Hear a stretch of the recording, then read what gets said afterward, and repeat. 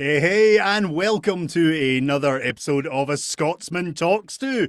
I hope everyone's doing fantastic out there, and thank you once more for joining us. Tonight's episode, it's going to be a weird and wonderful one because the people we have on, Dropbear Panda, are pretty much two of the first people that I met in Calgary. And as is tradition, this happened because basically it would appear there's a tradition whenever I get together with these guys is we need to have a wee dram or a few beers and then things happen. So our first guest tonight on this show, or should I say our guests on this show, I've clearly had too much whiskey already, folks. It's like I've had one sip and it's sent me off doo wally. But our guests tonight are the fabulous, wonderful, energetic, flamboyant, delightful, incredibly talented, actually, sickeningly talented, to be honest. Yeah, I suppose I should introduce them and bring them on. The wonderful Dropbear and Panda, a.k.a. Michael Dean Dargie and Jen MacLean. Welcome. Oh, Slanja. Woo! Thank you very much, guys, for coming on. And as is tradition, we have our wee drinky poos because that has happened a few too many times with us. So how are you guys doing today? We're doing well. How are really you? Good. Well, excellent. Thank you. Yeah. Working hard and keeping busy in this wonderful new world. Oh, yes. Indeed. Yeah. The nonstop action. And I see, Michael, you have done a new mohawk for us. That's right. Yeah, just for the show. I'm honored. So I think the best way to kick this show off, and it's the way I do it every time, is I could talk about you guys a lot, but I will get it wrong. Right? That's the honest truth. I will say things and I'll make mistakes. So to let the world know who you guys are, and either do it individually or collectively, please introduce yourselves to the world and tell us a little bit about you both, which is going to be fun because this is the first double interview I've ever done. Yeah, this would be crazy. The first thing I thought of was let's do one word at a time, but that would be awful. That would be awesome. Why don't I kick this off and you can do the details? Yeah. Cool. All right. With Dropbear Panda, we're a production company, and we do film, theater, and podcasts. And we met many, many, many years ago. It's true. Over to you, Jen. And I've regretted it every moment since.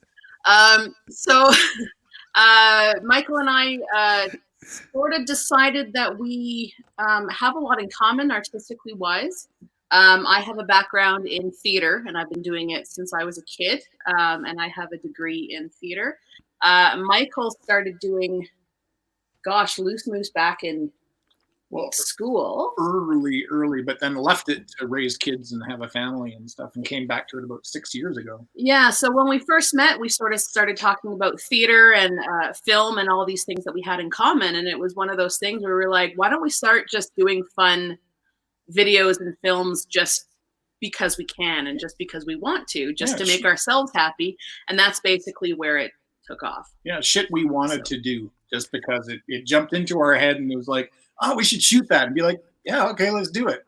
Yeah. And I should point out that Jen is the kind of the driving force behind the insanity, because she's just like, oh, what if we did this? And I'm just like, yes. Wouldn't this be funny? Wouldn't this be great to film? And then Mike kind of is the one that makes it all happen and figures all that shit out, because that's not how I work. Okay, so you take care of it. It's fine. There's a wonderful thing happening with these shows. Last episode, we broke 2 records. Uh-huh. Okay, and that was for the longest show ever and the longest time ran without the first question being asked. Oh. Which, I hate to say, it's 55 minutes, 30 seconds. Wow. That is how much rambling. You guys have already won the award for the most times shit has been used in the first 7 minutes of the show. Oh. Basically, that's the most language this show has seen in, I think, all the episodes. Wow. But the whole point is this is an adult show, so I'm not fazed by that. So hey guys, you've got that. I will review it and check how many times we actually have swore. We are the shit. You Cheers. realize though that this means that we're just going to have to swear even more to make sure that nobody beats us. That's But right. that you know what the thing is, I did actually say you could swear. Like the whole point of this show is literally just fun. So please have fun. And I love the fact that the way you introduce yourself is great, because having known yous for now 4-ish years, Yeah. 3-ish, 4-ish. 3, I think. When we did your CD. Yeah, I can't remember when we published that now. There's a launch date somewhere. Yeah. Yes. Maybe, I don't know. Michael's talking about this. Please zoom. Oh, the auto zooms. Oh, there we go. There we go. Which is basically a project that I did with Dropbear Panda. The story behind that is very simple. I was doing a show. I went into a bar. Me? Never. To have a quick drink before the show. Happened to notice this couple sitting in a booth. Thought, oh, they look quite cool. Oh, this is good. Calgary obviously has some good people. And then they turn up at my show. Yeah. Front row? No. Second row? Yeah. Second or I don't third, know. maybe? I was hiding behind somebody. Yeah. Yeah. Oh, yeah. So, little known secret. Jen loves gruesome and grisly. Yeah. Michael, for all his macho ways, is not a fan of the gruesome and grisly. No, So- I'm a gentle heart. Yeah, so as I'm telling all these dark stories, Jen is grinning maniacally, and I'm looking at this guy kind of cringing a little. So that was basically how we first met. And that was many moons ago in a planet far, far away. Yeah, it was on Robbie Burns Day, and I remember when we were in the pub, I was like, "Oh, look at that gent! He's like completely decked out, Yeah. like in the whole Scottish regalia. Like he looks amazing." And then we go to your event, and I was like, Yeah. "Oh shit, That's you're the guy. welcome." You need like a shit ticker or a swear ticker. Oh, yeah. Yeah. Well, And- actually, and here's it the was- thing. Michael, you are the tech guru, so you might have to help me to develop tickers for the show. Ding, ding, ding, ding, ding, ding. Yeah, basically just like something that automatically. I realized the last show I need a Rode podcaster with all the sound effects. Oh, yeah. Yeah, because like Jeff was pulling some really bad jokes, and they Yeah. just needed the. There's a little stinger at the end. Yeah, they needed something. They needed a knockdown, the old drum beat. Anyway, let's move on. This is what this show's become, by the way. Okay. It is no longer a cohesive interview. It is a beautiful meander through people's minds and memories and stories. Wonderful. So please meander. Yeah, well, Okay, let's get to the first question. You're definitely not going to break that record, and I'm not going to try and get anyone to break 55 minutes for the first question. So you've introduced yourself, Dropbear Panda, Jen and Michael, a little bit about your backgrounds, but in the great tradition of the world, in every story, we need your origin. We need your superhero origin story. It's a big thing in the cinemas, so why not bring it to a video podcast?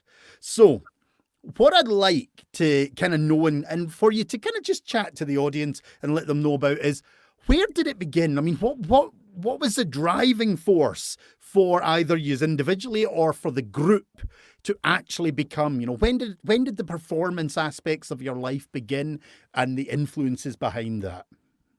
like as Dropbear and Panda? You can either do it a little bit individually or as Dropbear and Panda. Yeah, cool. I don't know. Why don't you've got the education? You got the education. He done a little bit stupid, so he Exactly. doesn't know what's going on. He got to copy me all the I time. don't know nothing about nothing. None of it, nothing. I don't know nothing. Is that a double negative? You're a double Does that negative. mean? Oh, okay. You're a 10. Oh. I don't know. Yeah. Oh, okay, I can see a lot of love and affection here. This is a beautiful thing. Can't stand him. It's No? heard of him for years. So I did a lot of theater in high school. So he ends up going first. right? Well, you That's- took too long. See, See, this is where I need the button sound effect. Really tough in the water. All right, go ahead. All right. No, you go, please.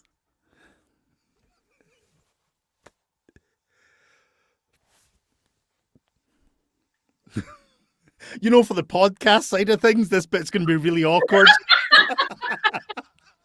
Like, for the video, fine. For the actual audio podcast, people are going to be going, is this thing on? Yeah, is it broken?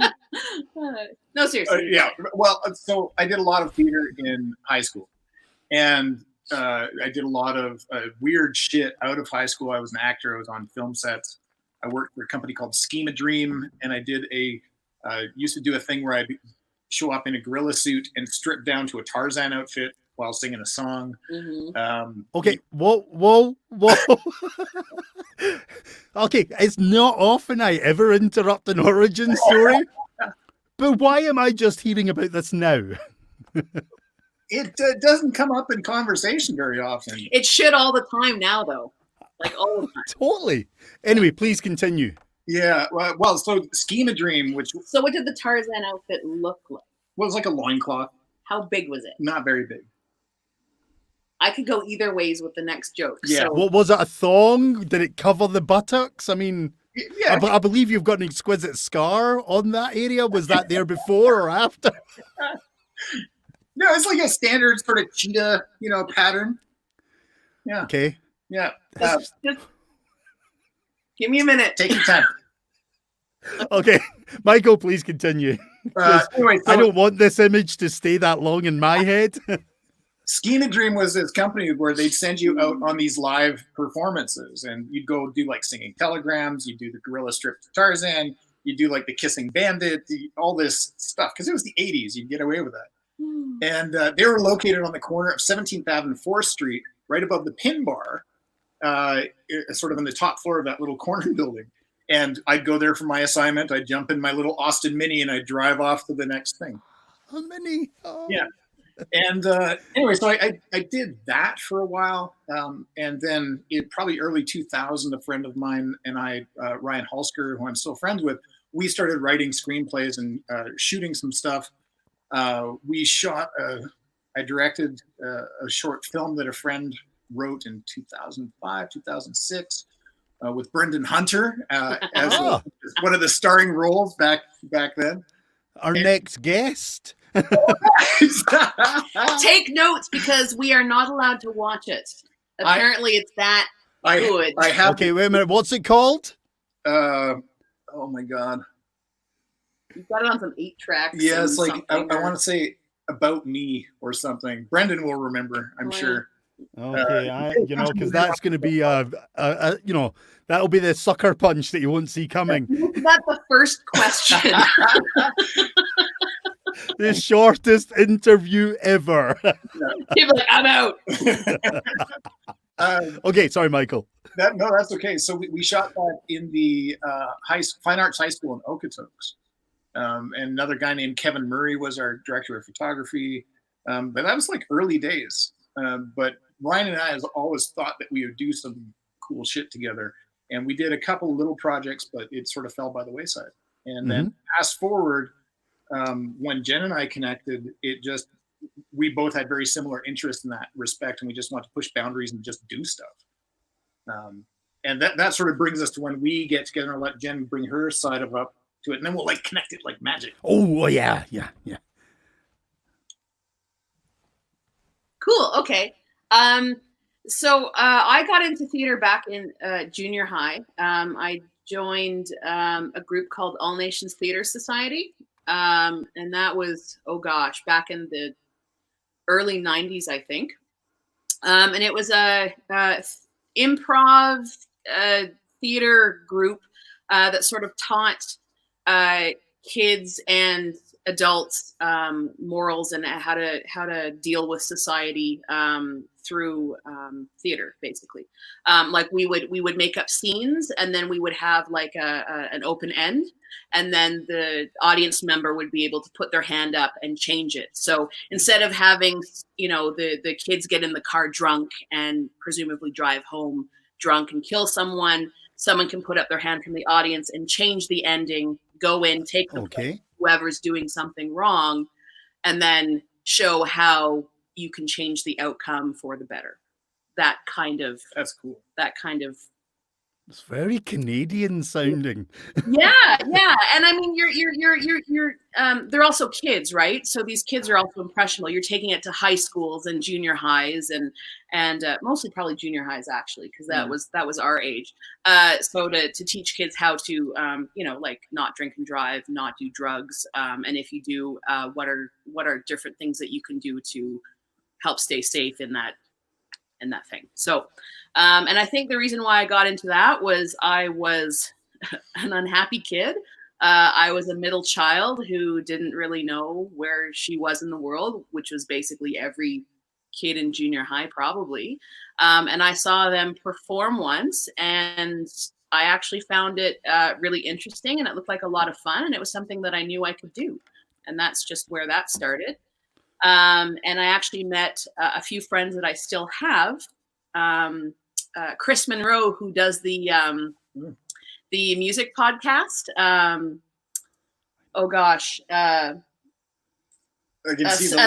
Soundtrack for of a Life. Soundtrack to a Life. Soundtrack to a Life. I think I know the name. Yes, yeah. He was in All Nations Theatre Society with me back in junior high, and then I met back up with him in university, et cetera, et cetera. So the nice thing about theater is you can make friends for life, which is really nice because you have this sort of connection with people that you don't necessarily have with others. And then I was in high school theater. And then I loved it so much, and I really felt connected with people. And I could be somebody that I'm not, because I've always struggled with self-esteem issues. And being on stage and being able to articulate through character that I'm not necessarily able to articulate on myself is something that I really seem to be able to do. Okay. And sort of in a way, I think for a while it was a way to be heard when I'm not being heard in my real existence, I guess. Is that because he's quite mouthy? I didn't know him yet, so I'm still dealing with that, but Okay. We'll keep this light. And I took that in university, along with a lot of military history, which is the other thing that I'm hugely interested in. That I did not know. Yeah. I've been like tits deep in military history since like elementary school. That's pretty deep. Yeah, that's super deep. Yeah, like Wow. elementary school. And what a great expression to use for, military history. Yeah. Well, I mean, the guys say balls deep, so It's true. I don't have. I say that all the time. Yeah, I don't have. So, Yeah. and it, I think it was a colorful way to say it. It is perfect. No, I like that. Sorry. Continue, please. No, that's okay. And then I did a few shows outside of high school. I ended up falling by the wayside after a while. I was married and things just changed for a bit. And then after my divorce, I got back into it like with a vengeance. And since, gosh, I think my divorce, I've done like 2 or 3 or even 4 shows a year since then. And I'm deliriously happily exhausted. That is then the short films on the side and Dropbear Panda and writing scripts and the podcast, and it's sort of snowballed, I think. So yeah. excellent. Wow. So like this stuff I didn't know, and of course I didn't know. I haven't like hacked you and investigated your life, furiously. That's that. We wouldn't do that. No. So that's fantastic, guys. I'm loving that. That's some really interesting insights and scary visuals. Sorry, Michael. It's kind of like once you think about it, it can't be unthought of, which is just really worrying. I tried to help with the tits deep in war stuff, but yeah. Well, you see, that drew me to a completely different angle, not imagining breasts, just the military history, because as you know, I love my medieval stuff and my historical warfare stuff, so I was just like, wow. So you both got interesting backgrounds: improv, theater, acting. I'm fascinated with the acting side because I one thing that I've often said is I have great respect for actors, simply because of the script work. Now, you guys do a lot of podcasting and you do a lot of videos. Do you, just for my own personal thought process, I've always meant to ask, do you guys actually script everything or do you just kind of free flow a lot of it? We don't script it, but generally what we do is we have a sheet of in what we try to follow it, which doesn't always happen because sometimes our tangents go off in weird directions. But we try to at least have some sort of breakdown of what we're talking about, in what order, how we can go from one topic to the other. Somewhat seamlessly. And that's in the podcast side of it. Yeah. In the short film side of it, we do mostly scripted. Like we'll write down a script and then maybe we'll riff on some stuff. Like Jaguar, if you've ever seen that, the set you'll never get back. That would call it semi-scripted because we improvised a lot of it, but we knew where we were going.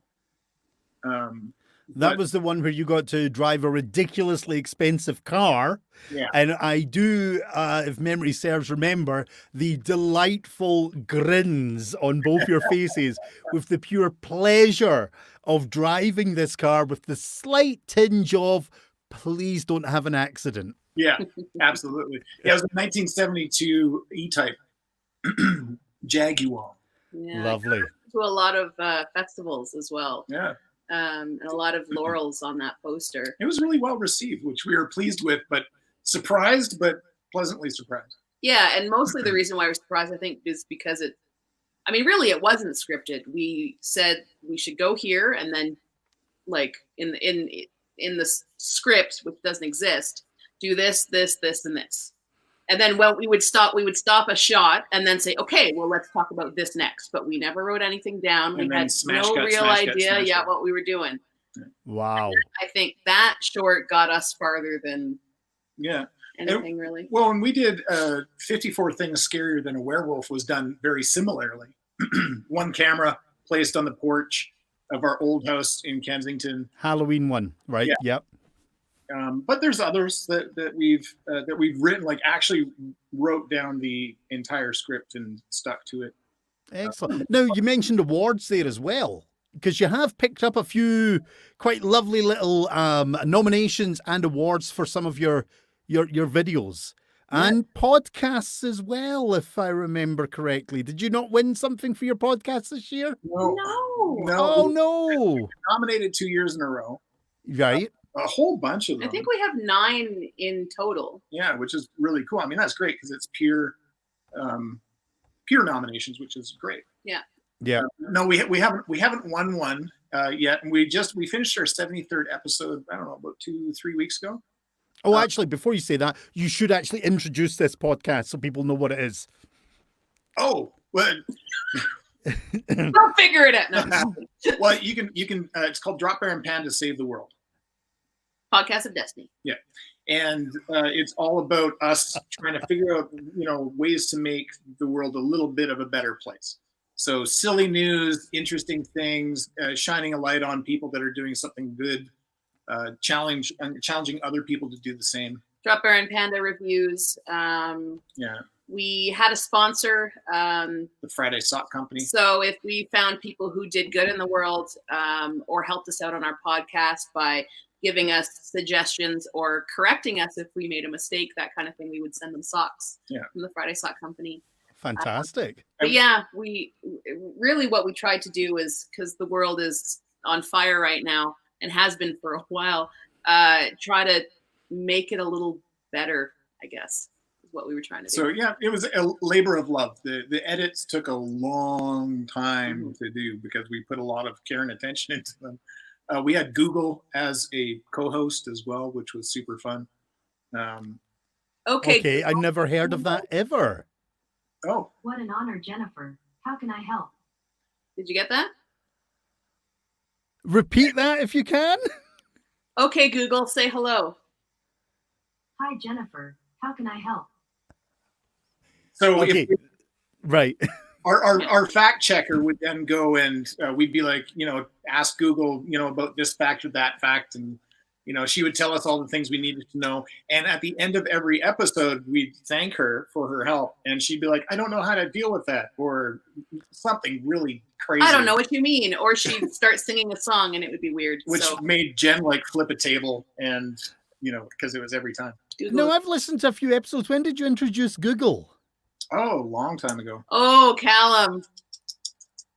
Yeah. Like months and months and months, like year maybe a ago. year and a half ago. Because I love that idea. So now I'm ashamed because I'm thinking, when did I last pick up an episode? Because I was listening to a lot of your shows. Yeah. And, for this, I need to, oddly enough, research people. If there's one episode you need to listen to, it's our Cats the Movie episode. Yeah. I haven't actually listened to that one yet, Yeah. because I was terrified as I have been terrified about anything about Cats, the musical, the movie. Sorry, it's one of our most popular episodes, I think. Oh yeah, without question. Yeah. And it's a horrifying thing, though. I just, how many movie stars' careers died that day? I mean, yeah, or became something different. I'll never look at Idris Elba the same way again. Yeah, no, I know, yeah. Or Judi Dench. Yeah, well, that's I mean, Dame Judi Dench. Yeah, of her licking herself out of my head. I wake up at night and I'm like, oh no. And obviously not helped by the fact that Lord Newton probably antagonizes you quite considerably. His leg up. Yeah. Michael and Jen have a wonderful cat who has his own Instagram, is it? Yes. That's right. Yes, Lord Newton. I have my studio dog. They have Newton. Yeah. Newton _ poetry cat. Yes. And he's actually quite good. Yeah, thank you. I mean, on behalf of Newton, of course. He is in the midst of writing a book. He got a... he has an agent. Yeah, he has an agent. Yeah. And he's See, my cat's got thumbs. I could maybe see him. Oh. Yeah, our big Gingy's he's a pterodactyl. Well, a pterodactyl, but, he's a dinosaur. But he's got the thumbs, so he actually opens stuff, which is really annoying.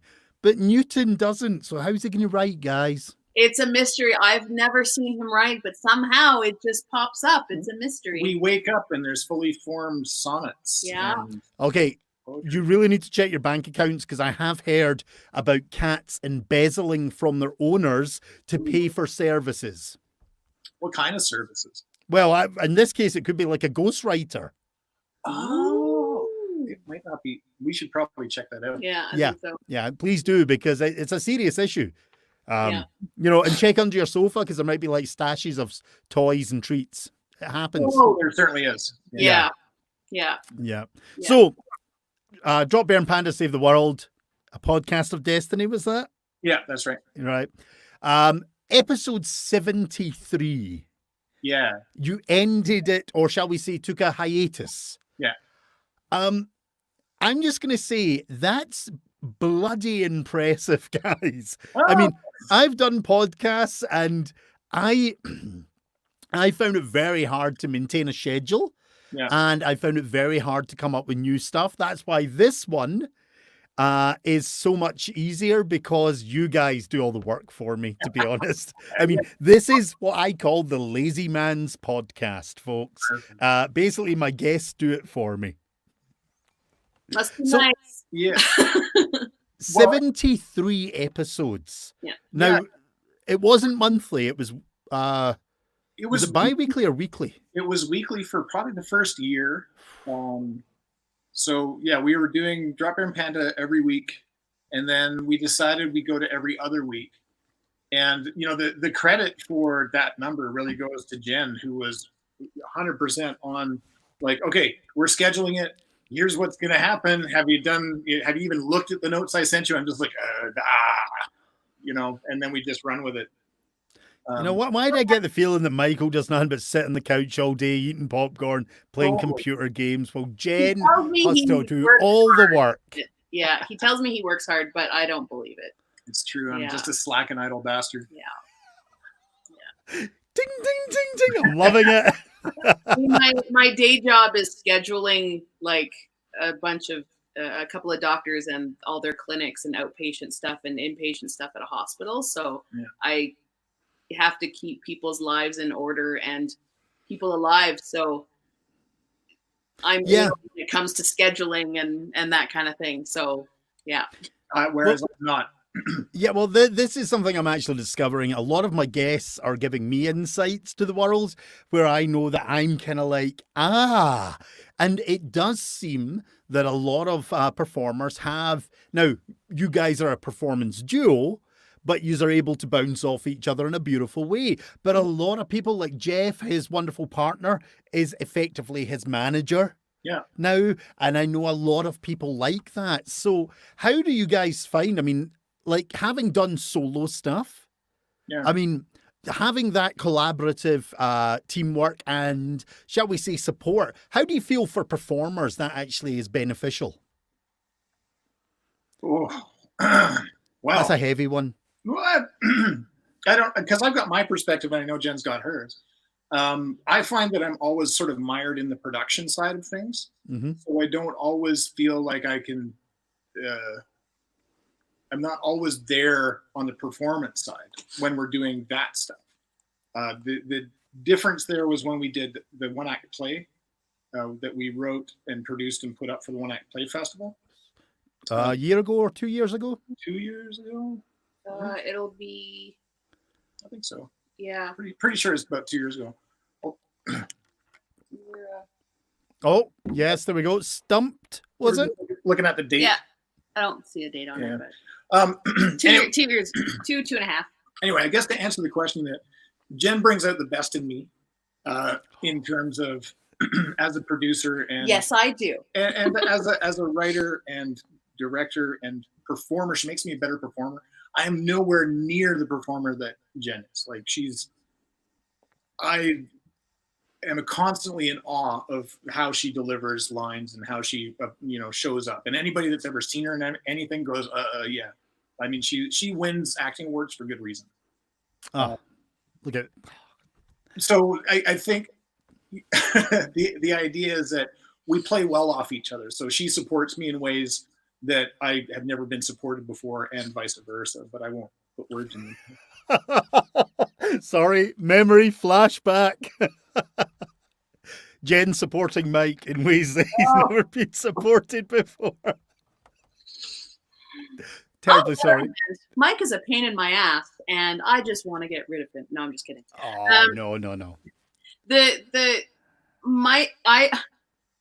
One of the ways that Mike and I are very different is, as we just sort of described, is I'm a little more analytical with things. Mike is all over the place when it comes to scheduling, and he's a lot more free, and I'm not. I am very anal when it comes to schedules and people getting back to me regarding RSVPs and projects and people not no but people not paying attention to things. And I mean, I love the rehearsal process, but I can count more times than not me coming home and being frustrated because either I've fucked up or I fucked up one line, and everybody does, but I'm very hard on myself. And or rehearsals didn't go where for whatever reason, and I'm like, we're not where we're supposed to be. Like, I can't believe this and this. It always works out in the end. But Mike is the kind of person who's like, basically says chill, but not, of course, it's not always that simple, right? Yeah. So when we work on projects together, I'm usually the one who's like we're 10 minutes behind. If he wants me to keep track of times with a timesheet or something, I do my best to keep everything exactly where it's supposed to be, even though I can't do my job, because Mike's like, it's fine, we'll catch up. We always end up doing so. But Mike, on one hand, it's my process. His casualness, sometimes drives me nuts, because I think he's too casual in some ways. it actually helps me out to see that I'm being far too rigid. I need to relax a lot more than I am. I have directed a handful of shows back in my early days, and I just decided that I can't do it. I can direct. I can't handle the actors and the producers and everybody else, right? Because I will probably snap at somebody. So I've just decided that although I think I am a pretty good director, it's just not my thing. Where Mike, that's it. Yeah. Mike, super easy because he's a lot more relaxed. So I think we actually balance each other out that way. Yeah, it certainly does. You've got, like, even just the way you're talking, there is a complete balance there to what you're. What are you trying to say? There's a lovely balance to you both. I can see the love, the affection, the caring, the professional courtesy in the room. Or is that just the alcohol flowing? Oh, no, but this is my 8th. Now, something that I realized, every so often you'll notice me drink this. Yeah. This is my water. But what I realized last week is when I do it, to be courteous, I stare into the camera. So you will basically get me sipping on this straw while giving you very heavy eye contact. So just be aware of that. It's not me being creepy. It's me trying to be a good host. So that is creepy. I like how you slowed down. Yeah. Oh, yeah. Hey, if you're going to do it right, you know? Yeah. That's the philosophy. So you guys work together. You've been doing a lot of projects together. Let's kind of go a wee bit back in time. Every performer, or even because I know with, like, you know, you've both got your other lives, you know, Jen, you've already said what your job is. Michael, I know from experience, you do a lot of marketing and business stuff and wonderful stuff. And in that way, like, development and training is always key. But one of the things that I always find interesting is the mentor concept. I've had a mentor in your kind of training and development as performers. And this one might be, I don't want to be rude, but maybe more focused towards Jen because of her more, I'll say, standard performance kind of development, you know, with the education, etc. But have you both had a mentor or numerous mentors? And can you tell us a wee bit about that and what influence that has had on your progression and development as performers and artists? You know, what's funny is I don't know if I've ever had one, honestly. I've had teachers in university that I haven't wanted to disappoint because they believed in me and believed that I could do the thing. I had my high school drama teacher was a wonder. He was absolutely phenomenal. And I think he got there. We could do a whole podcast on the short end of the stick that happened in grade 12 with a bomb threat and projects being canceled at Aberhart, and we're not going to talk about that. But he was an absolute gem. But as a mentor, I don't really think I do have one. Okay. Honestly, I've always wanted to do Shakespeare, and the last show I did was Much Ado About Nothing, which was kind of like a good, you know, I don't know, X marks the spot for me.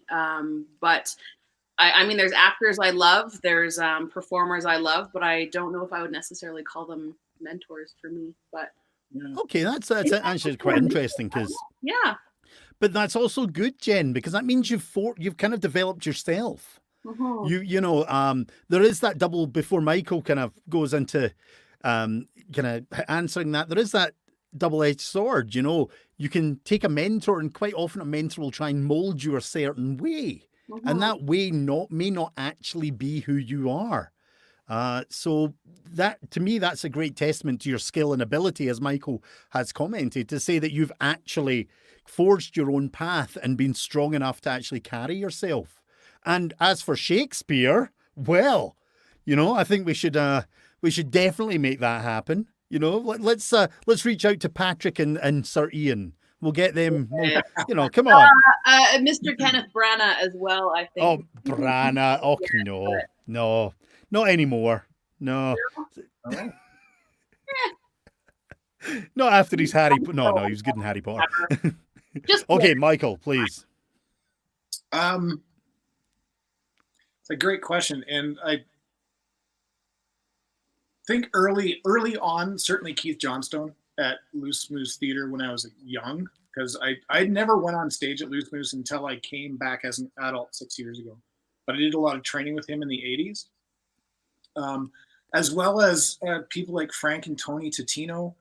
Back in those times, we did classes outside of Loose Moose in downtown Calgary, and that shaped a lot of who I became creatively.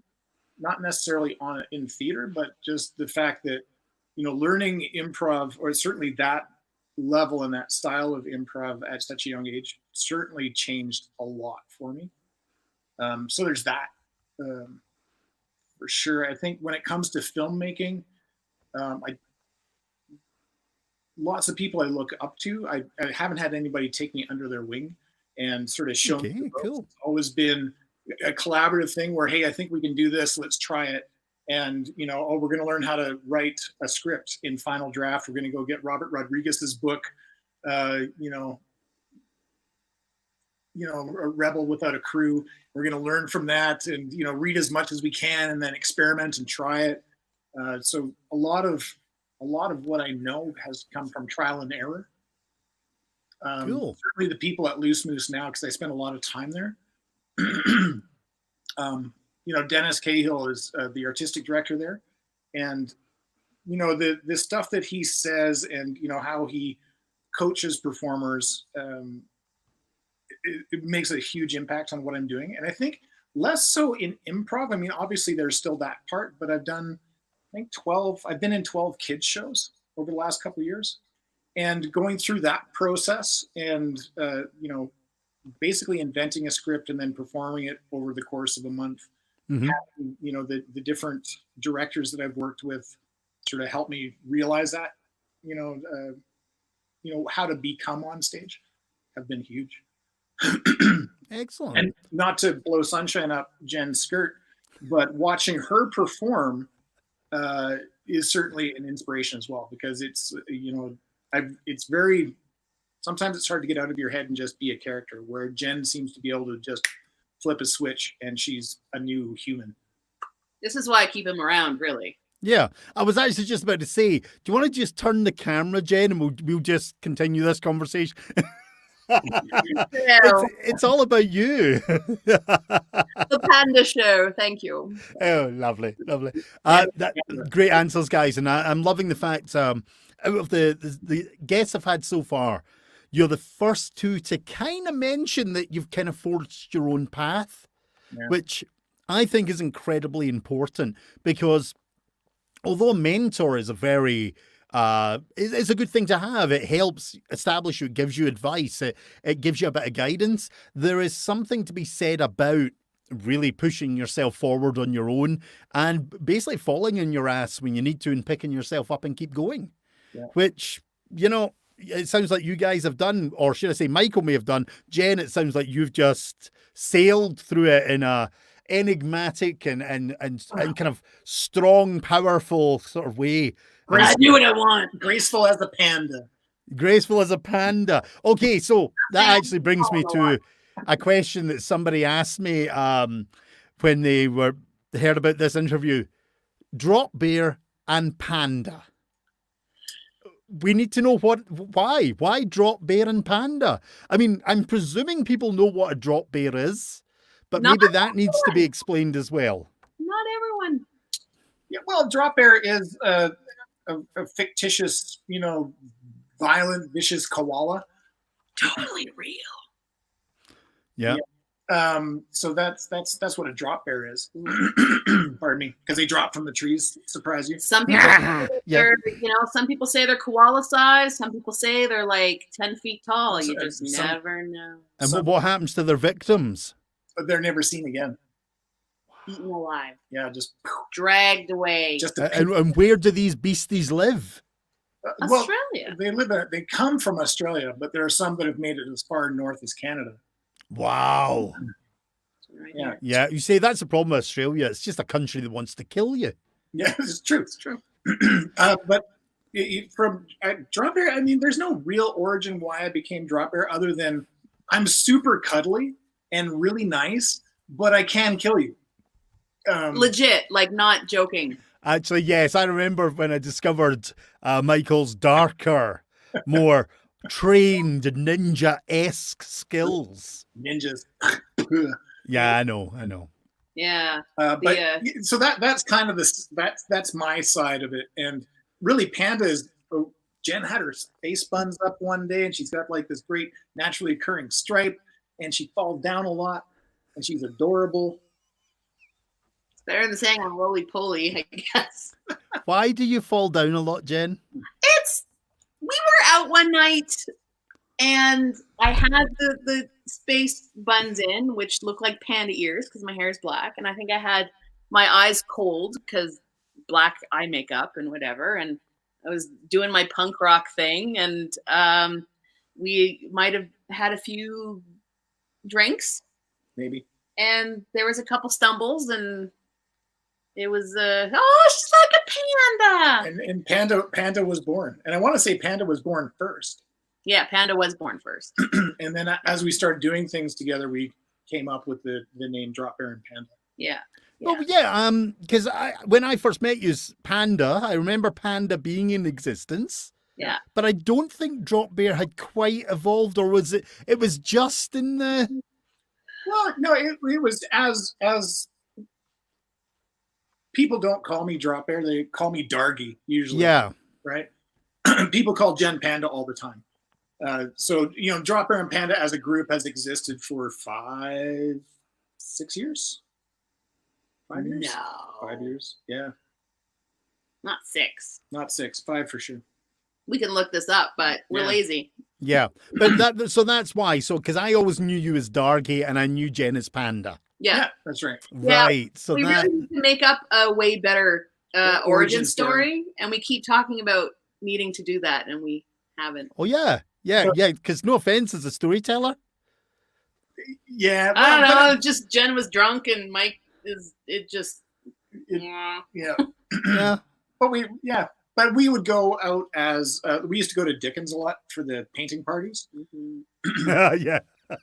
We also shot at least one. Well, we shot 2 films there. One of which got made, one didn't. Yeah. But they knew us as Dropbear and Panda down there, and we'd go do the painting parties, the Bob Ross thing. Oh yes. Well, you guys introduced me to Bob Ross. Yeah, that's right. You're welcome. Yeah, I know. I actually, because he's on, there is actually, I think it's on Netflix. There is a whole Bob Ross series or 2, and I sometimes will just put it on and sit and watch. And then remember that when he's painting that little cabin in the woods, that's where he's buried all these victims. See, he's also like a drop bear because gentle and nice, but he's also trained to murder you. Yeah. Well, he was military or something, wasn't he? Yeah, he was in Vietnam or something, and Wow. So Dropbear and Panda formed. We will expect a brand new origin story, one with a bit more oomph and meat, maybe some fireworks, the occasional explosion. We should do a Dropbear and Panda origin story film. Yeah. I think you need to. But no costumes. No. Now, I really don't want to see Jen in a panda outfit and you in a Dropbear outfit. As funny as that would be, kind of like in an alien-esque way, ripping out of them into human form. Yeah. Okay. What's going on? What's going on? Oh, the interview's become one-sided. Oh, my camera has failed. So, wonderful. Michael will just continue with you while something happens. Yeah, something's happening. Oh, look, there's there's live comments. Yes. Elaine Murray. I can't read. From No here. questions yet. That's why I haven't mentioned them. Oh. Pause and drink on Facebook. Again, I need to keep talking for the podcast element of this. For those that are not watching the video, Jen has just appeared back on camera with a giant panda's head. Yeah. Now, this makes me slightly suspicious because the Calgary Zoo pandas apparently have vanished.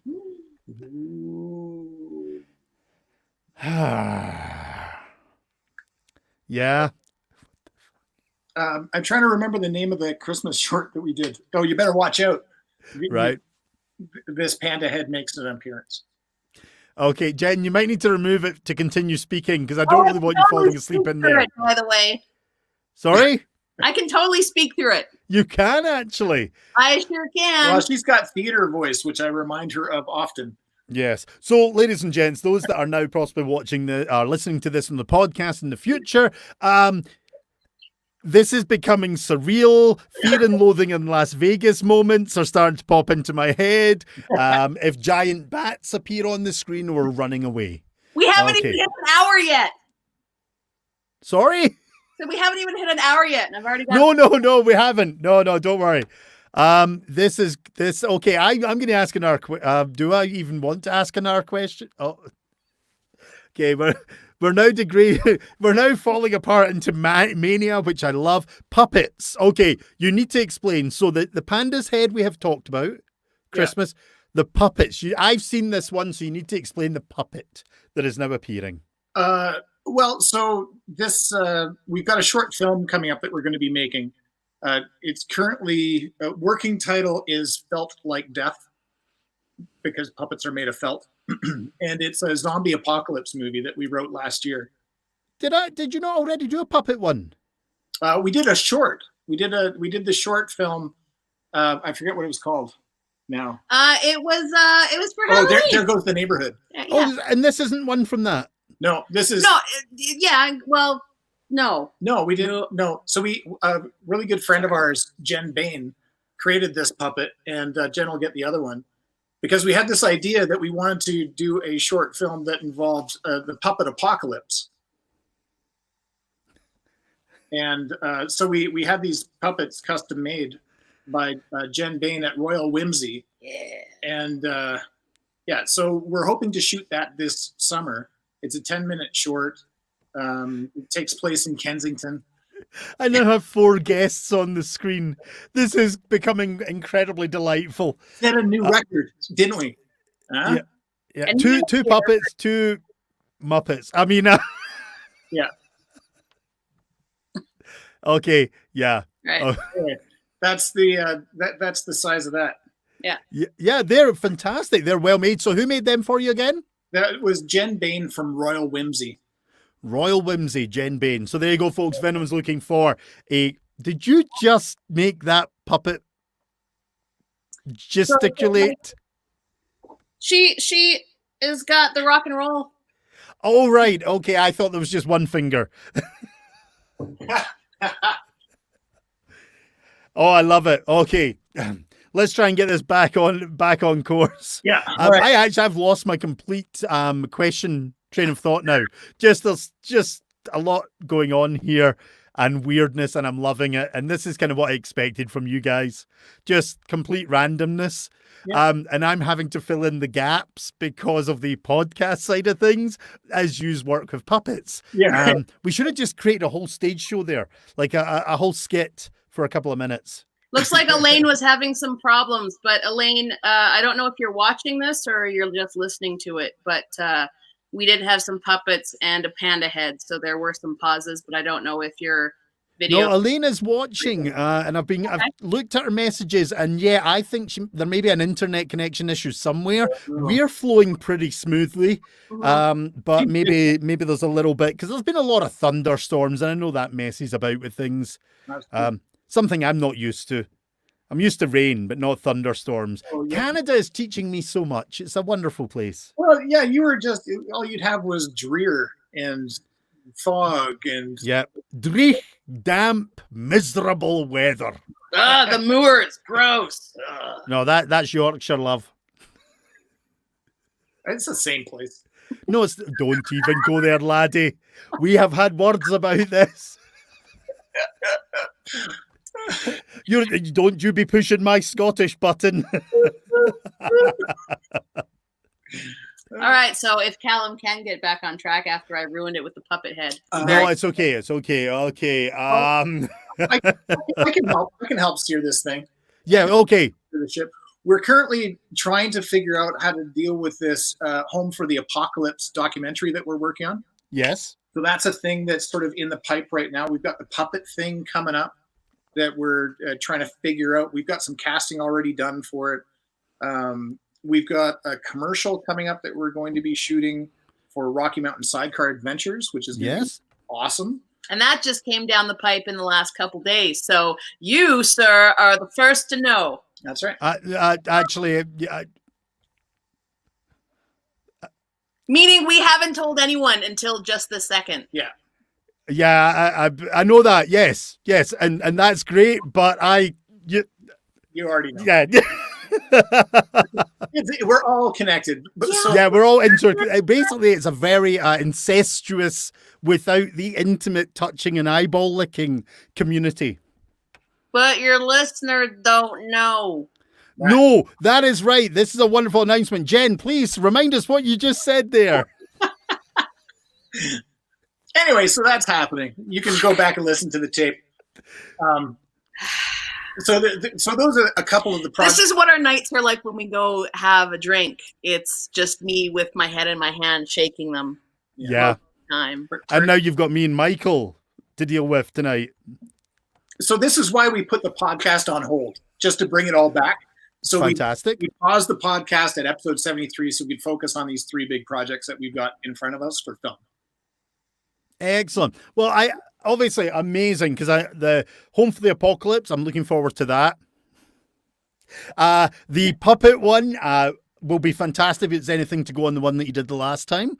And of course, your Rocky Mountain Sidecar, that's a nice kind of dual thing, because that's an element of your business at the side as well, Michael, as the Dropbear Panda kind of work.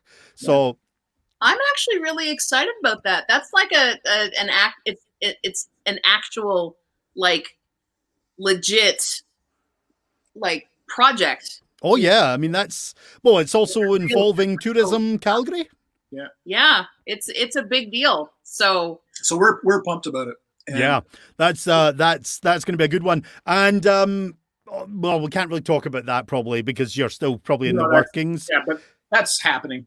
But that's wonderful. So you guys are always busy. That's one thing I have noticed. Trying to communicate with both of yous is a bloody nightmare because yous are always on the go. How do you guys find the energy to keep this going? Drugs. So we've had cocaine. Okay, so I'm going to put in the interviewer does not share any of. Oh, you're going to say it. I work in a hospital. I don't do drugs.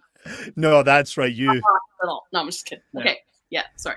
No, it's just because we always have stuff to do. So it's the creative process fuels the energy, I think, is how it works. Now, that's not to say that we aren't devastated at the end of a week or at the end of a long push to do a project. You know, there's often like a Dropbear and a Panda sized hole in the side of a mountain, as we hit the wall. Yeah. Mike hits walls often, and you can actually see him. And a lot of it is also just with his job in general. He doesn't really have hours. He works 24 hours a day, 7 days a week.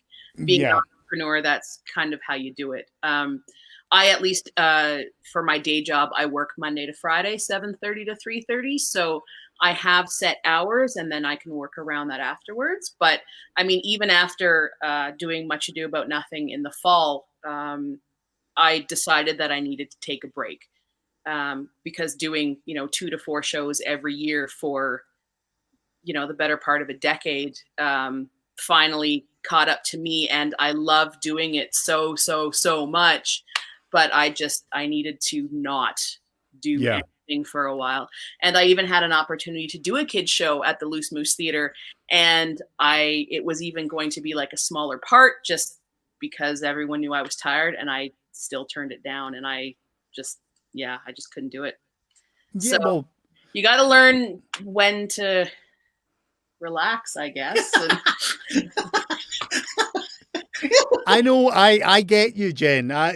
You know, You gotta when you love it, contact right? this guy, when you send this guy a message at 11 at night, thinking, oh, he'll pick it up in the morning, and he responds to you because he's still working, you're kind of just like...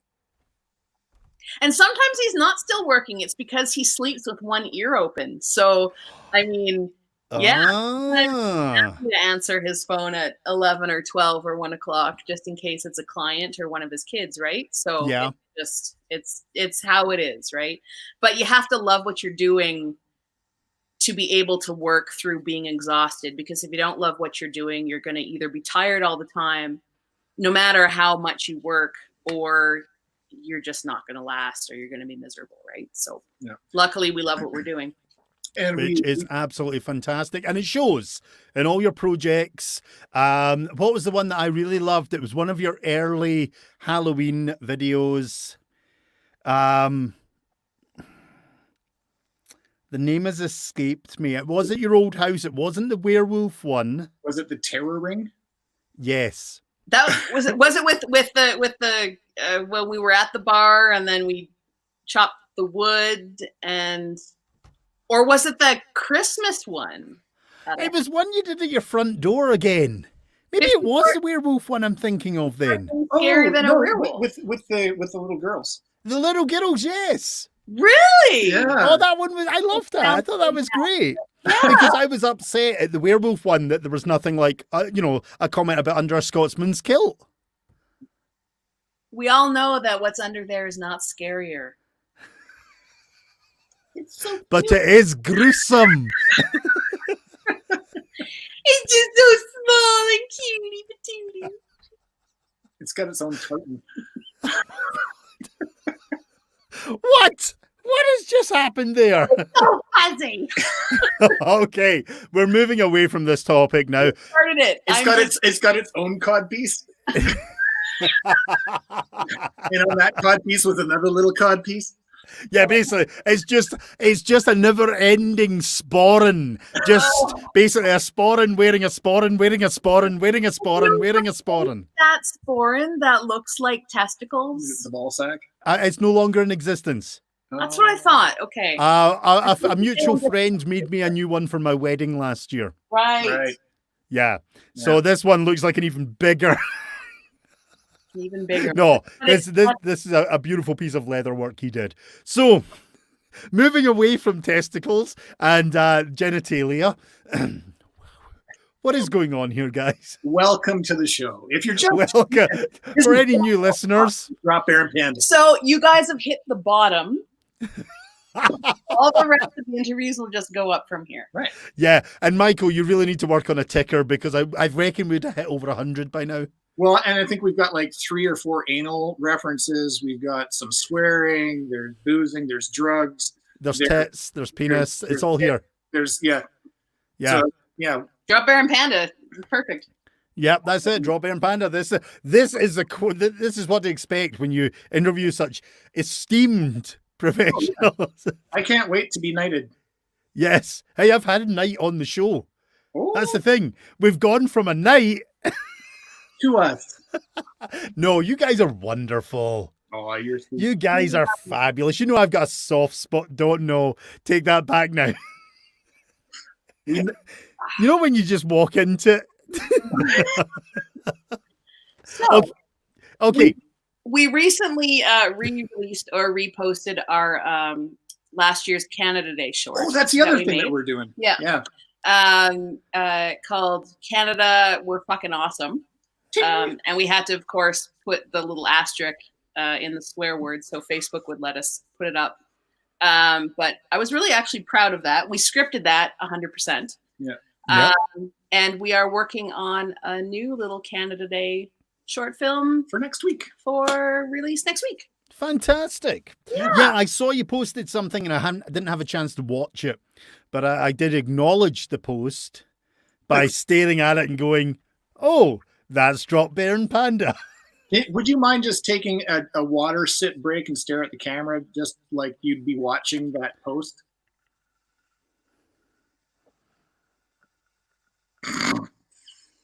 Oh, the old in and out. Yeah, folks, if you're just listening on the podcast, he's wiping the spit away from me.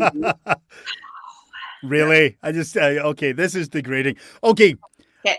Success has to be matched There. with failure. Show me some.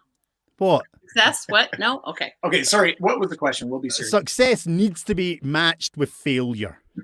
Okay, so we all have the good times and we talk about them, but has there ever been a point in either of your lives, careers, because lives could open up a whole can of worms that none of us want to step into, that basically you've almost been ready to quit. You've just hit that wall and it's just been like, no, I don't think I can do this anymore. But obviously you got over that hurdle. Has either of that ever hit both of you or either of you at any point? You want to take this one? Ooh. Yeah,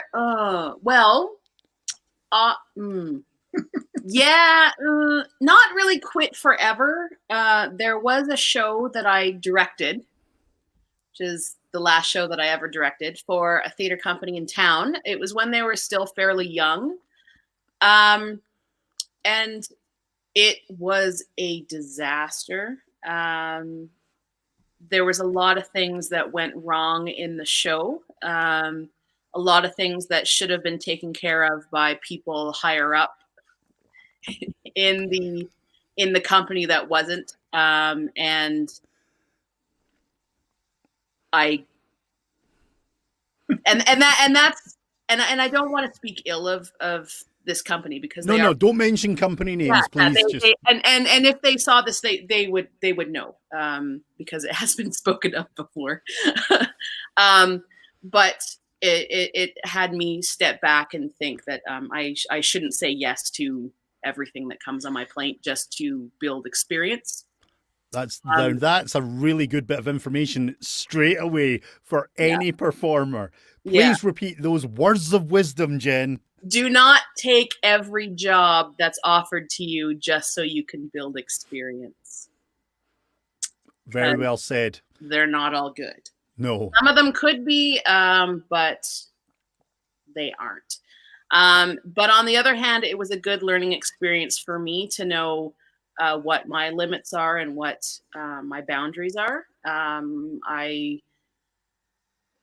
There was a lot of stress and it was a lot of babysitting that I couldn't do. And again, it was still fairly early in the existence of the theater company. So a lot of people didn't really quite know what they were doing. Okay. But I had just recently come out of university in the last year. So I had a lot of training and wasn't expecting that when I came out of it. So I took a step back, went back to school for 4 months, and was in this relationship that didn't really allow me to pursue what I wanted to do, and got married and blah, blah, blah, which is what I mentioned before. So, so, but now I know. You've learned, you've developed. Yeah, exactly. And I never wanted to leave it for good. It was just always trying to find. And when I started working at the hospital, I worked a lot of evenings and weekends, which is exactly when you do rehearsals and plays, right? So it was basically impossible for me to do a lot of rehearsals and pick up shows. Yeah. Anyway. So, but if I was a full-time actor, each job would end and when each job would end, I would be unemployed. And I'm not really quite willing to do that, which is why I have a day job. Especially now, I don't think I would be able to handle not being employed. So yeah, well, with what you do, and I can do what I want, and sometimes I get paid, and sometimes I don't, and I'm a semi-professional, and I mean, I would love to be on Broadway and do my stuff there, but it's just not what I'm doing. But not in a cat suit. That's a long answer. I'm sorry. Yeah, no, that was very good. And I understand what you're saying about not Like you can't do it full time necessarily at certain kind of levels, because with what you do, Jen, it's not like short, sharp, quick performances. You're having a lot of rehearsal, practice time on the run up to a show, and then maybe a week or two's run, and then it's over. And that's a huge time commitment if you're not getting, shall we say, the financial payback, which unfortunately is one of the problems with the arts all over the world.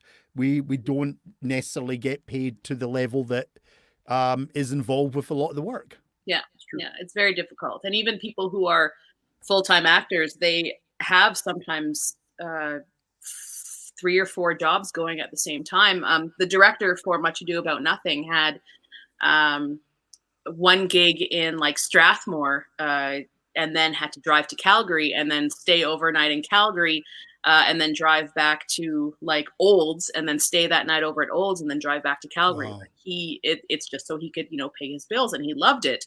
But he said to me, I wish I had the stability that you have. And then on the other hand, I wish I was a full-time actor. But then when we talked, we were both like, but I don't know if we could actually do what each other does. Yeah. So it works for me, and I'm happy with it. So good. Yeah. And Michael, have you ever had that moment in your performance career? Good. I've had struggles that have just taught me what I don't want to deal with. I think I've had some production partners where it's been a real challenge to, sort of navigate around ego and what the outcome was. I don't know if that's an answer.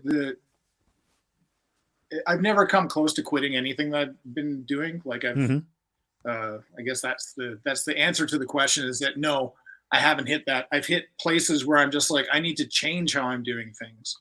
I can no longer do this in this way. I need to change it and either take more control and be, more responsible for what happens, that sort of thing. We make a point of making sure that when we do like Dropbear and Panda productions, that if you're on set or behind a camera or doing production, you get paid for it. Fantastic. It might not be a lot, but everybody gets paid, in some form or fashion. Which is why a lot of our films, it's just us.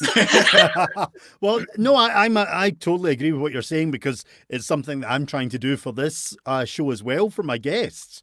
I'm trying to work out a way to either get something, sponsorship or something, to at least give my guests something back, because you guys have given me an hour or so of your time. It's only fair that I give you a little something back. And I love the fact that that's what you do with your productions. Yeah.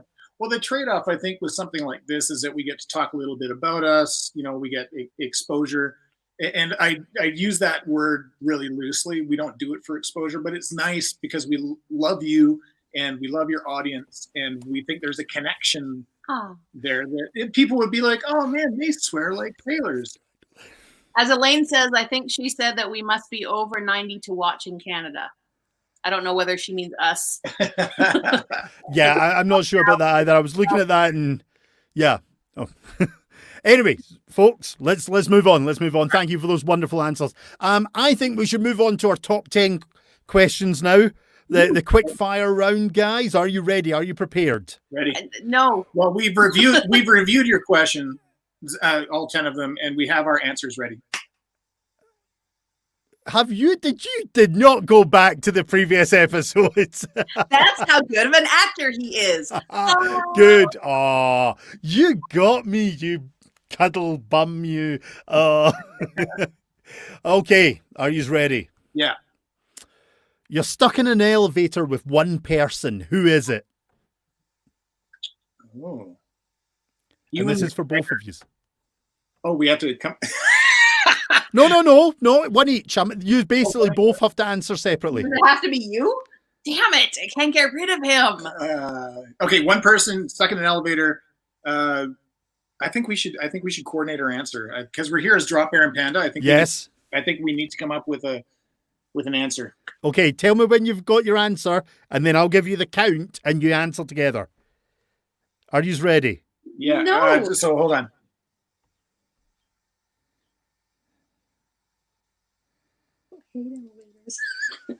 I would take the stairs. Zach Okay, Braff. 1, 2, 3. Zach Braff. No. Why? Shakespeare. Ooh. Okay, yeah. Okay, you know what? That's not going to work, Michael. I No. think you both need to answer separately just to see the psyche of each element of Dropbear and Panda. Okay, I'm gonna go with William Shatner. Wait a minute, you said Zach Brown. Zach Braff. Zach Braff. Oh, Zach Braff, right. Yeah. But I thought Zach Brown was an odd one for you. No, I think that if I had to like really put a pin in it, it would be William Shatner. Yep, Jen? Because Canada. Yeah. Oh, who's the? See, and I'm not good at thinking on my feet. This is why I'm not an improv, because my brain doesn't work. Judi Dench. Oh, ask her about the fucking cats. Right, okay, we're taking it. Ah, Yeah. All right. Yeah. what the hell, Judy? Did you have to do yoga to reach those parts? Computer generated. Okay. What superpower would you want, and would you use it for good or evil? Mm-hmm. I would love to fly. Yeah? I have flying dreams, and I fucking love them. Okay, would you use it for good or evil, though? A bit of both. Okay, that's good. Probably good. I have a terrible conscience Yeah, that nags at me a lot. it's true. Yeah, so probably good. Okay. Selfish reasons, but good. Okay, no, that's okay. That's okay. I would breathe underwater. You would effectively be Aquaman. Yeah, totally. I'd want to have the webbed hands too, like the old show. Okay, good or evil? Oh, good for sure. I'd be like saving the ocean. Okay, so effectively you're Aquaman. Yeah, but I don't have the. But not the Jason Momoa Aquaman. No, he'd be like the old school nerdy one. And Dad Quaman, because Oh. I'll have the little muffin top over my fins, over my scales. Yeah, well, that's right. You love scuba diving and stuff like that, don't you? Oh yeah, I'd love to be able to just spend as much time down there as I wanted to without having to worry about air. That'd be amazing. And you've even got Jen appreciating the water a little bit more. I love the water. I just hate sharks because they're the devil. But Well, we were in Maui recently, and I went scuba diving with sharks. And yeah? Jen was in the water with sharks. Wow. Technically, if you're ever in the ocean, you're in the ocean with sharks. They could still be 3,000 miles away. That's what he keeps telling me. Wah, wah, wah. But we also went snorkeling with turtles and stuff like that. It was great. No, I learned to swim when I was in tiny. I'm a very good swimmer. I love Excellent. Yep. It's just Okay, so yeah. Well, Moving on. All right. okay. How do you feel about garden gnomes? I like the traveling variety. I have bought them for people, and I think they're quite delightful. But usually, they're garden gnomes with like a funny catch to them, like Oh. the go away ones, Oh. off ones. Yeah. I like the ones that show up randomly in people's travel pictures. Right. They're my favorite. The ones that actually get around and do stuff, I'm all for. The ones that just stand there and stare at you. Yeah, there'll be. So basically, you like the traveling ones. Jen likes the aggressive ones. Yeah. Are you surprised? Okay. No, not at all. Actually, basically, I'm looking at this picture of light and dark on my screen. Crazy wearing not a white shirt. I'm pure. All right, go ahead. What's next? Yeah, I keep forgetting that this goes out as a podcast, and there's so much empty air because you're throwing me. Oh, okay. What's the worst job you've ever done? Oh, I can you. I can answer this question. Oh yeah. I was once the Easter Bunny at Chinook Mall, and I was molested by a wide variety of humanity. Notice his Okay, Michael is trying his hardest to break the host tonight. Notice it wasn't the stripping gorilla job that he mentioned earlier. Oh no, that was awesome. That was the best. It was the Chinook Mall Easter Bunny. I'm speechless. I actually don't know how to respond to that. Yeah, well, that was it. You asked that, I answered. Wow. We don't need. You have done some weird shit, laddie. I have done some weird shit. Jen.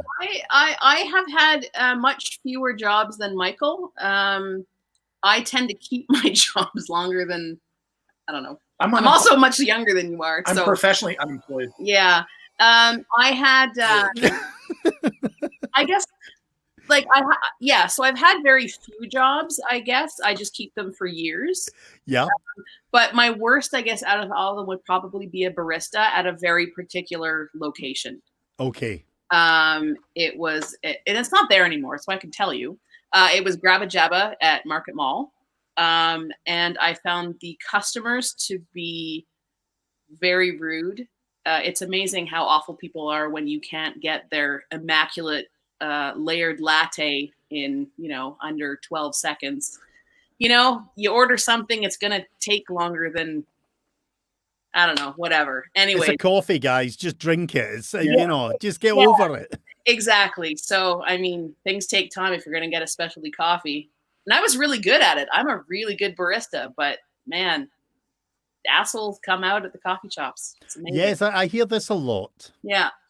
The owner also called me once when I was homesick with a debilitating migraine to see if I could pick up a shift at another time. And the next day when I came into work, she accused me of not being home and actually skipping work instead of actually, being home with ice packs on my face, not answering the phone. So. Wow. Yeah. Okay.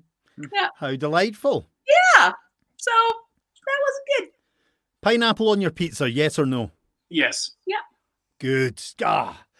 Yes. Thank you. Yeah. And throw some black olives on there. No! Sweet and salty. It's amazing. Green pepper, yes. Black olives, never. I will eat black olives if they're on my pizza, but I will not put them on my pizza or ask for them. Right. How about haggis then? Haggis on a pizza. That works. No. The only haggis I've ever had has been with you, sir, and we were well into our cups when that happened. I've never had haggis on a pizza. I've had haggis. That was a Burns night, wasn't it, Mr. Dargie? Jen really enjoyed that night as well. Screw you guys.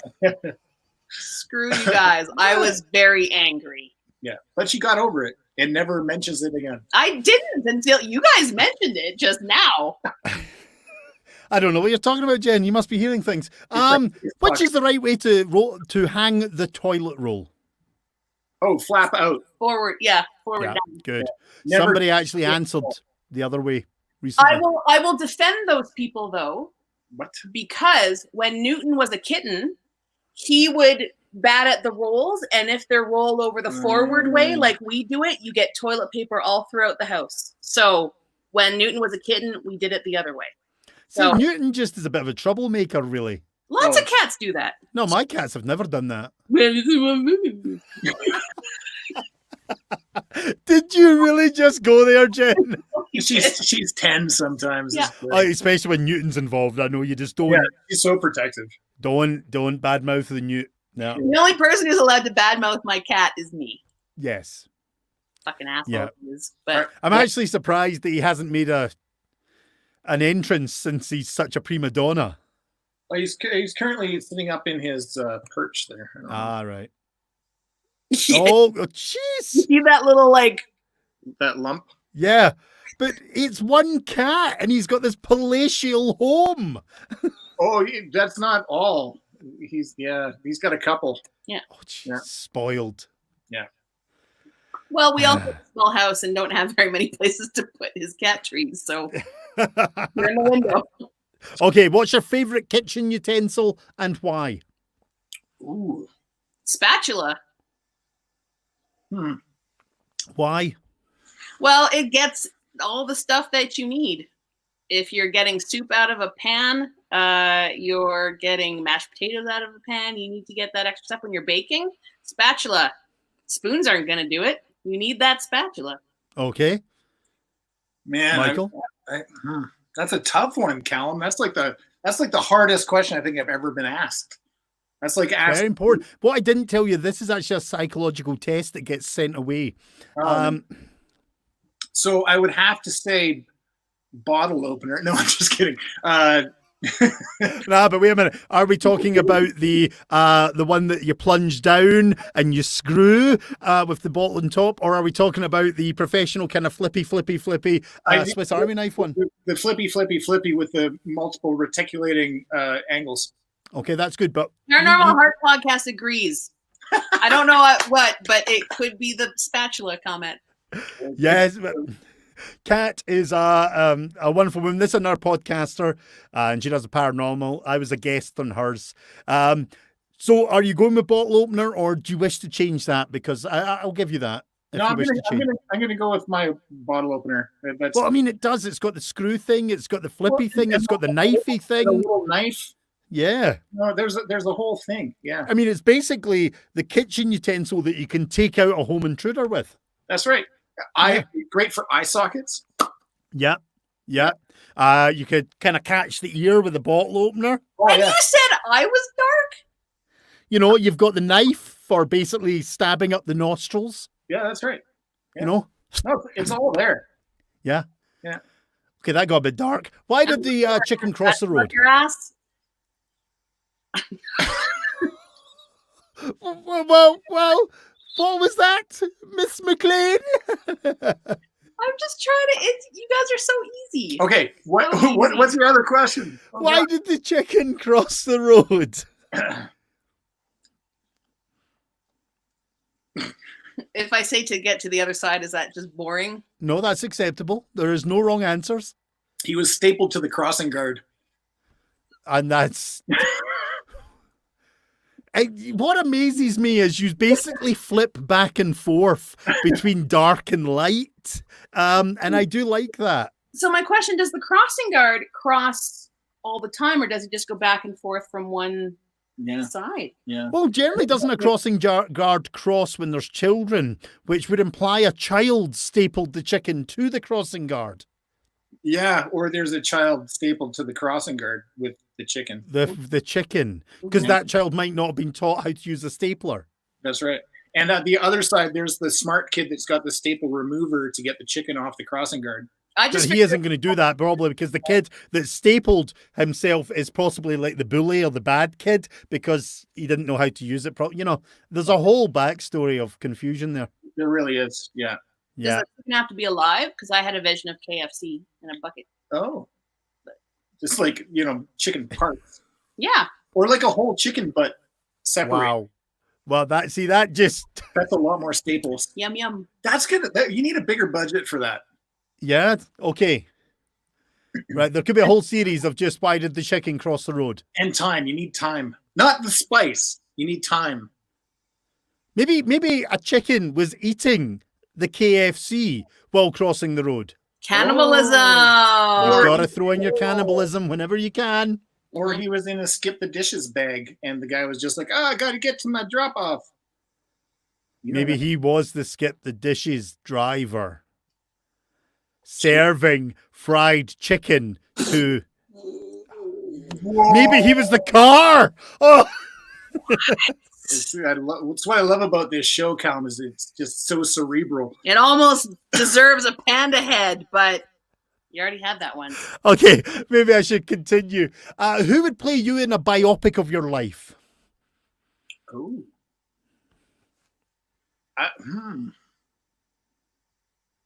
Well, I already know in fake life, you're JD from Scrubs. It's true. I'm Zach Braff. But have you ever watched? Oh, right. Okay. They're like the same fucking person. It's insane. But he wouldn't play me because obviously we don't look anything like. I think we have more like Daniel Craig.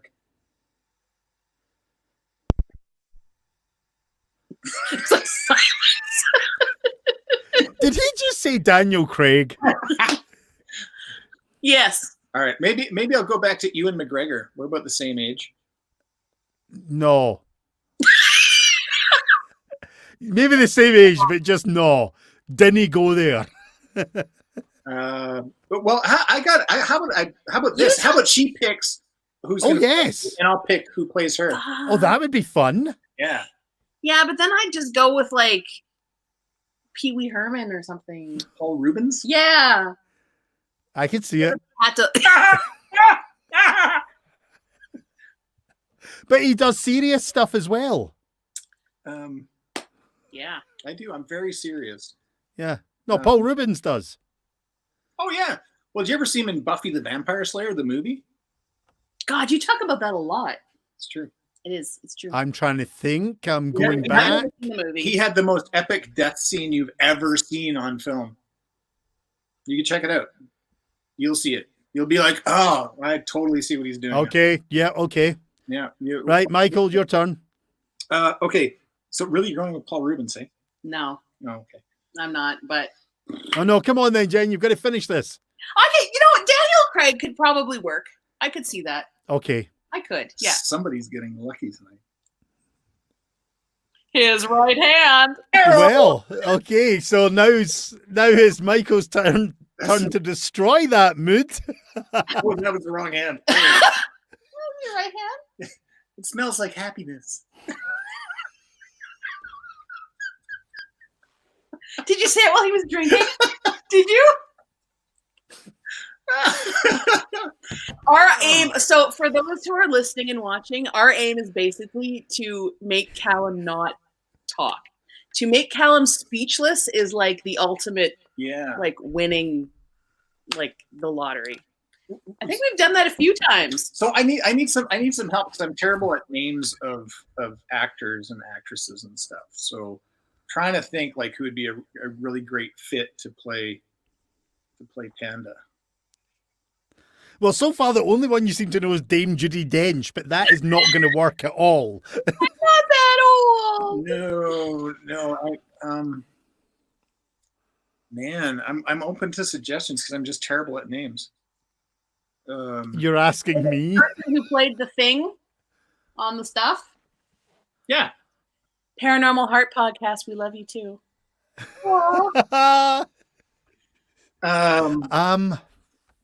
I don't know any movie stars other than like Sean Connery. I will not be played by Sean Connery. Or Gerard Harris. Or Ewan McGregor. It's basically my whole genre is Scottish. So I don't know. Yogi Bear? I saw somebody, we were watching a show the other night and I'm just like, she reminded me of you. Do you remember who that was? Who the hell was that? Was I watching the show with you? Yes. Crap. I need some help. Okay, audience, anyone that's listening, throw out a few suggestions of stars to help Michael here. Kat, you know a lot of things. Come on, help us here. Yeah, you can just get me started. Once I start, Angelina Jolie. Thought about that, especially in Hackers. Oh, okay. Yeah, and I was thinking about that originally, and yeah, certainly that was up there. And Hackers for sure. Except I've never seen Panda in roller skates. Roller skated before. It was not a nice thing to watch. Well, with your falling down habits, that could be dangerous. Reason why I'm a panda. Yeah. Yeah. Yeah. I honestly am at a loss. What's her name from 30 Rock? Yeah, her. Yeah. You guys are amazing. Come on. There's like Tina Fey? Tina Fey. Oh! Tina Fey would be fucking amazing because you guys are both derpy, smart, and sexy as fuck. No, look at this. Oh. Guess who's getting lucky tonight? It's right there. Okay, and moving swiftly on now, because I think obviously we need to close this up soon because that's not a show that should be viewed. Okay, yeah. We're not live streaming that. Okay. What, Friend Hand? No, you guys getting lucky tonight. Oh, that's a different show. It's a different. Okay. What's your guilty musical pleasure? Oh. The movie Predator. Guilty musical. Oh, Musical. pleasure. Sorry. That's not a guilty movie. Man. Like if you said something like 50 Shades of Grey, simply because it's so shit, I would have been like, really? No, Have you rewatched music. Predator? Music. It's not that good. What is your guilty music pleasure? Music pleasure, like a band or a song or It can be a song, it can be a band. You know, like I will explain. Mine is very well documented now. It's Barry Manilow. Oh. I love Barry Manilow's music. Hmm. But I also got called out because somebody made Liam, a mutual friend, made a joke about Nickelback one day being an apocalyptic stage. And I had to admit that I had been listening to Nickelback on YouTube in the background. It had just come on a play track. But I had enjoyed it before I realized it was Nickelback. The only song that Nickelback did that I actually enjoyed was This Is How You Remind Me, which is, I think, the first one they ever put out. And that's the most decent one they had. And then everything else is just fucking... Yeah, I did own a couple of albums. Oh, yeah, I never... No. Well, so I listened to the likes of like Tool and Ministry. Oh, good stuff. In the Whale, like punk and rivet industrial, dirty rock, like screaming loud. Yes. Yep. Fine Flug. Guilty pleasure. No, I know, but I'm just saying, like, so I listen to, you know, stompy music, loud music, screaming music, like metal, that kind of stuff. But I grew up with the Beatles, and I fucking love them. But see, the Beatles, is that a guilty pleasure? Is it not? No, you can be proud That to doesn't listen count. to No, it's got to be. I mean, I hate the Beatles. I was always a Stones man. I don't. People are always very surprised when I tell them that I love the Beatles because they look at me and they don't know how that happens. Yeah. Okay. Yeah, no. I mean, all your musical tastes so far have been basically what I grew up on and listened to as well. Screamy, shouty, crazy, wonderful music. Yeah. Very Manilow. Okay. Well, I'll give you another example. Frank D'Ambrosio, the famous Phantom of the Opera. He was in The Godfather. He was a previous guest. His guilty music pleasure is French rap. I didn't even know that existed. Yeah. So that is something that's just... French people don't exist. That's crazy. Don't even start me on the French. We've warned you about this. Shit. Do you want me to buy you some time? Yeah. All right. I have two. Okay. And they come from very different places. So the first one is Simon and Garfunkel. Well, I like Simon and Garfunkel. That's a good one, though. Yeah, well, it's guilty pleasure because I don't listen to them on purpose. You know, it's like if it comes on, I'm like, oh, I know all the lyrics because my parents, when they used to drive us across Canada, they would play Simon and Garfunkel on repeat. So that's one. Okay. And the other one, which is really a guilty pleasure, and it's like one of those things that's savored every 10 years or so, is ABBA. See, I grew up listening to ABBA. My mum was a big ABBA fan. Mamma mia. Yeah. Actually, oddly enough, our last guest, Jeff Newman's a big ABBA fan, and he admitted it. And he literally did a monologue, just like blended together half a dozen ABBA songs. It was quite sublime. Yeah, and that I blame that entirely on my sister because it seeped into my brain without me knowing it.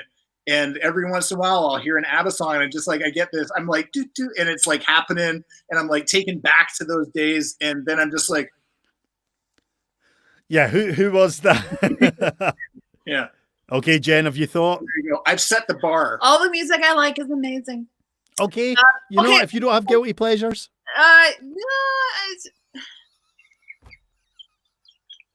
Thank goodness some of this is not going to be witnessed again. So, old school Garth Brooks. You know, I used to listen to Garth Brooks. Yeah. Very good. Yeah. Billy Joel. Well, Billy Joel's amazing. Billy Yeah, Joel. he's okay. Garth Brooks, we'll take Garth Brooks. That's a dark horse one you threw in there. Yeah, but I mean, But even still, Garth Brooks is fucking amazing. He is, actually, yeah. Okay, guys, just so you know, I think Kat has accidentally given you your next project. Predator the musical? Yeah. Yeah, I like it. Yeah, I honestly think you've got to do a series of Predator the musical. Yeah. well, can you hear No? that? I don't think you can hear that. I'm doing Predator sounds. He's doing the No, I couldn't hear that. No. Sorry, Michael. Okay, last question, guys. All right. You walk into a bar, you're having a drink. Yep. The night is going beautiful. And then all of a sudden, somebody picks a fight with you. And you know you're going to have to fight back. What is the soundtrack or what is the theme song that starts playing in your head? The shit will fuck you up. She was quick with that one, which says a lot about you, Jen. And I'm thinking, don't stop me now. Right. Having a good time, having a good time. Don't stop me now. That is a good one. A frantic, manic fight with like Jen is basically breaking heads. You're almost doing a balletic fight. That's right. Yeah.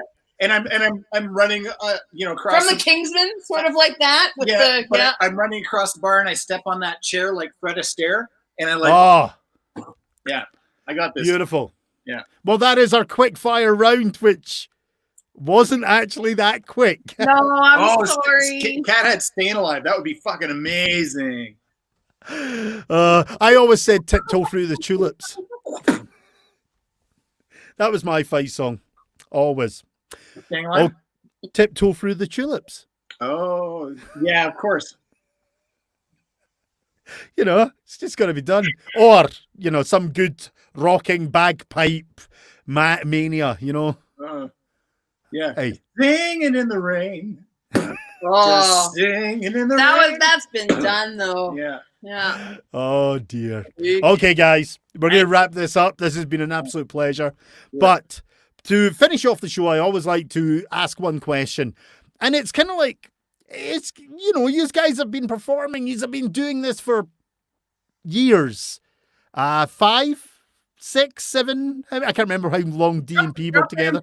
Dropbear and Panda, 5-ish. 5, and separately longer. Billion.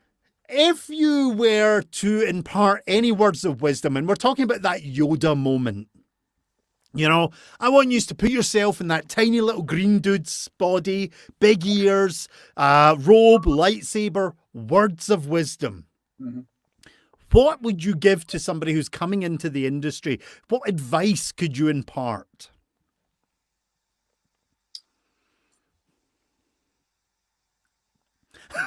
I already gave you question. some. Yeah, that's a huge question. I mean, Sorry, both of your looks were just like. Well, I think that from my perspective, it's just fucking do it. Like, do the thing that you want to do. It doesn't have to be perfect. You're going to break shit and fall down and make mistakes along the way. Accept that as part of the process. Embrace failure. Continue to get back up and get better every time. That's my advice. You just did go Shia LaBeouf there for a moment.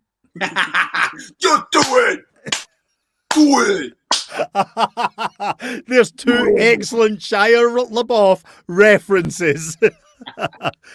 Possibly the second one that Jen did, most people might not get. I did. I love that. Yeah, I love that one. When he's just like, oh yeah. I fucking love Shia LaBeouf. Like, yeah. And I didn't until I saw him on Hot Ones.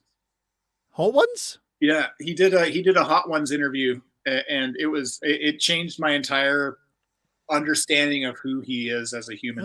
Okay. Once he got his billions of dollars and did whatever the fuck he wanted to do, Yeah. that's when my respect for him like skyrocketed, like massively. Anyway. Which Nice. brings us back to our words of wisdom. Yeah. Yes. This would actually be my second pearl of wisdom because you already basically pulled one out of me earlier. This Pandas. Are we doing phrasing? phrasing. Think about what you love to do and do that. And if you don't love it, don't do it. Yeah, that's amazing. And don't feel broken about it. Like, I mean, you're not here to please anyone else. Do what makes you stronger and better and happier and keep doing that. Yeah. Wonderful. Yeah. Wonderful. Well, guys, thank you very much. This This has been an erratically delightful ride through the minds of three people. It We would are appear. so sorry. Normally, it's only my guests' minds, but for some reason, my mind got dragged into this. Oh, because we're connected, Callum. What did Yeah. you expect? Come on. What? Like, you expected this. Oh, I totally did. Yeah, You knew. you know. Yeah, we're connected. Whether we want to be or not. One of us. One of us. Oh, yeah. I'm out, but Slange. Solange. Okay, guys. So I'm going to pop yous into the green room, and I will catch yous just after the show to thank yous properly in person. But thank you very much for joining. This has been wonderful. In the green room, you'll find pineapple pizza, Nice. black olives. Sorry, I didn't know. You'll find blue M&Ms with all the W's taken off. Oh, good. It's somebody put it in a contract. What? We only eat the green ones, but whatever. Oh, well, they're in the bin. Just pull them out. I'm sorry, we have people for that, Callum. Oh, right. We'll get them to pull them.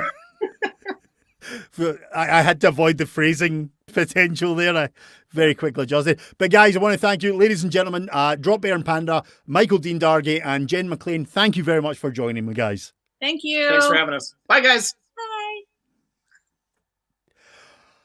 Oh, thank you very much for joining us tonight, ladies and gents. Again, thank you to Dropbear and Panda for a delightfully manic ride for the last, oh my goodness, hour and 50 minutes. Oh, I really need to try and condense these interviews for my guests. They're giving me far too much. But thank you all for joining. Now, if you are enjoying the shows, do remember I have actually set up a Patreon page now under A Scotsman Talks To. That allows you to become a patron of the podcast and the video podcast. And one of the main purposes of me doing that is actually so that I can maybe give something back to my guests. Not necessarily money, but even a gift just to thank them for taking their time to be with me through these interviews. If, however, anybody is a performer or involved in a performance and you are looking to be a guest, do join me. My email is callumlycanstoryteller@gmail.com. Please do drop me an email and basically we'll try and organise a schedule. We have only one more Tuesday night session left because basically we're going permanently to Thursday nights. If you saw my post, it's mainly I sold out. Thursdays we're going to pay more. They sponsored the pineapples. They bribed me with peanut M&Ms. So basically we're going to be going to Thursday nights, but that doesn't happen until the 2nd of July. So we still have a couple of episodes twice a week left. Our next guest, though, is actually been mentioned. A fabulous guest. Dropbear and Panda have worked with him. Our next guest coming up this Thursday, which, just checking my dates again, because I do this all the time, the 25th, 7 p.m, same time, same place, is Brendan Hunter.